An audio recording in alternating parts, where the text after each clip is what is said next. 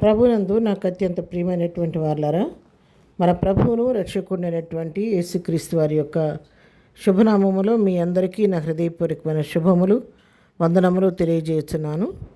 ఉదయకాల సమయంలో దేవుని వాక్యాన్ని ధ్యానం చేసుకుందాము.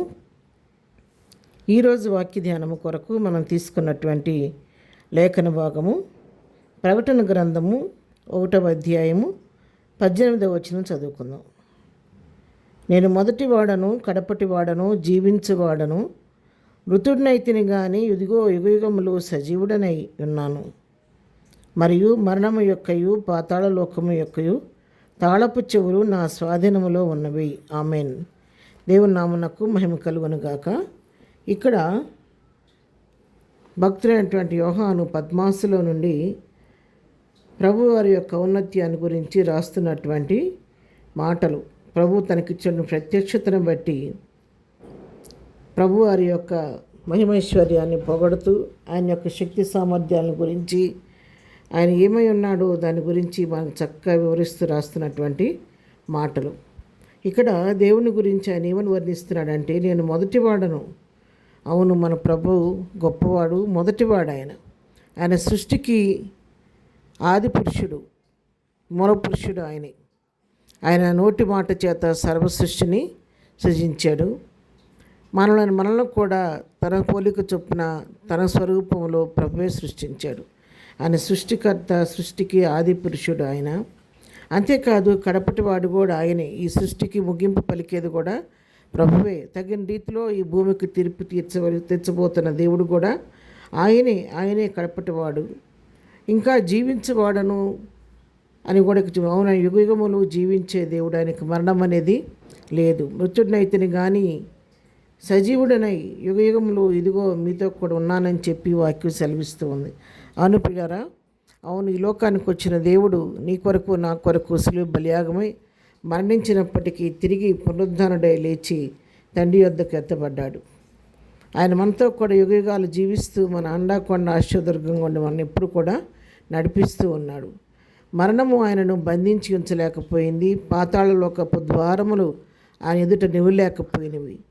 ఆయన చనిపోయి సమాధి చేయబడినప్పుడు ఆ మరణ బంధకాలను తెంచుకొని మరణపు శక్తి మీద విజయం పొంది పునరుద్ధానుడై తిరిగి లేచి పలుకుతున్నాడు, ఓ మరణమా నీ ముల్లెక్కడ, ఓ మరణమా నీ విజయం ఎక్కడ అని చెప్పి విజయోత్సాహం చేసి పునరుద్ధానుడై పరమునకు ఎత్తబడిన మన ప్రభువు ఆయన యుగయుగాలు మనతో నడిపిస్తున్న దేవుడు. ఆయన మృతుడయ్యాడు కానీ తిరిగి సజీవుడై పునరుద్ధానుడై నాతో నీతో కూడా నివసిస్తూ మనం నడిపిస్తున్నటువంటి దేవుడు. అంతేకాదు పాతాళ లోకము యొక్క మరణము యొక్క తాళపు చెవులు నా స్వాధీనంలో ఉన్నవని చెప్పి దేవుని వాక్యం సెలవిస్తుంది. అవును, మరణపు యొక్క తాళపు చెవులు ఆయన స్వాధీనంలో ఉన్నాయి. మరి పాతాళ లోకపు యొక్క తాళపు చెవులు కూడా ఆయన స్వాధీనంలో ఉన్నవి. ఆయన చిత్తం లేకుండా ఏది కూడా ఈ భూమి మీద సంభవించడానికి వీల్లేదు. మన వెంట్రుకల్లో ఒక వెంట్రుక తెల్లగా నల్లగా ఆయన చిత్తం లేకుండా మారదు అని, ఒక వెంట్రుక కూడా కిందకి రాలదని దేవుని వాక్యం సెలవిస్తూ ఉంది. ఆయన సర్వం మీద అధికారం కలిగిన దేవుడు. ఆయన సర్వాధికారి, సర్వోన్నతుడు, సర్వశక్తిమంతుడు. ప్రకటన గ్రంథం 1వ అధ్యాయం 8వ వచనం మనం చదివితే, అల్ఫయు ఒమేగయు నేనే, వర్తమాన భూత భవిష్యత్ కాలంలో ఉండివాడను నేనే అని సర్వాధికారియు దేవుడినకు ప్రభు సెలవిస్తున్నాడు. ఆయన మొదటివాడు, కడపటివాడు, అల్ఫా ఒమేగా, ఆది మధ్యాంతరహితుడు, వర్తమాన భూత భవిష్యత్ కాలంలో ఉండివాడు ఆయన సర్వాధికారి. ఆయనే మనతో మాట్లాడుతున్నాడు. కాబట్టి ఆయన సర్వం మీద అధికారం కలిగిన దేవుడు, సర్వోన్నతుడు, సర్వశక్తిమంతుడు, అధిపతి అయిన దేవుడు. కాబట్టి ఆయన చిత్తానుసారంగా ఈ లోకంలో మనం జీవించవలసిన వారంగా ఉన్నాం. మోషేను మరి అడుగుతున్నాడు, మోషే, ఈ ప్రజలు నువ్వెవరు, నువ్వు సేవిస్తున్నటువంటి, నువ్వు చెప్తున్నటువంటి దేవుడి పేరేంటి అడిగితే ఏం చెప్పాలంటే, యెర్మీయా 3:14 నేను ఉన్నవాడు అనువాడు అని చెప్పమంటున్నాడు. అవును, ఆయన ఉన్నవాడు, అనువాడు, మొదటివాడు, కడపటివాడు, మృతుడై తిరిగి లేచినవాడు, యుగయుగాలు మనతో కూడా ఉండేవాడు. అంతేకాదు వాగ్దానం చేస్తున్నట్టుగా తిరిగి నీ కొరకు నా కొరకు రాబోతున్నవాడు. కాబట్టి రాబోతున్న క్రీస్తు కొరకు మనల్ని మనం సరిచేసుకొని దేవుని వాక్య పిలుగులో మనం సరిచేసుకుంటూ ఆయన రాకడ కొరకు ఆయత్తపడదాం. ప్రార్థన. ప్రేమగలిగిన తండ్రి, పరిశుద్ధుడా, నీ పాదముల కొందనాలు. ఉదయకాలం మాకు ఇచ్చిన లేఖన భాగాన్ని బట్టి నీ కొందనాలు నాయన. నువ్వు మృతుడై పునరుద్ధానుడు తిరిగి లేచిన దేవుడు, సజీవుడివై మాతో ఉంటున్న దేవుడు, మొదటివాడు, కడపటివాడు అయ్యా. నిత్యం మమ్మల్ని నడిపిస్తానని బట్టి నీ కొందనాలు. ఈ పునరుద్ధానపు దీవెనలతో మమ్మల్ని నింపండి. నీ పునరుద్ధాన శక్తి మా అందరిలోకి ప్రవహింపచేయని.